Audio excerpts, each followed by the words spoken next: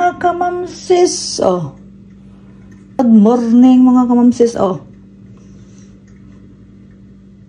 Ready na ni para mamayang gabi mga kamamsis. Sayuhan at luto man. Kaya naman pumkuluto mamaya mga kamamsis para sa among party. Kani para ni sa among table mamaya mga kamamsis. Ito lang, paes ng toto. Na pansit na mga kamamsis naman ay bihon o na kanton. Kanton with bihon mga sis. Yan. Paes na yan.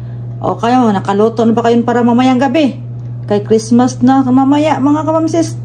Sa Pilipinas karon. Pasko na. Merry Christmas Philippines. Kaya una man mo daha mga kamamsis no. Dahil sa amo mamaya pa. Shout out po sa inyo lahat yan. Sana maligaya ang Pasko natin ngayon. Thank you for watching. God bless us all.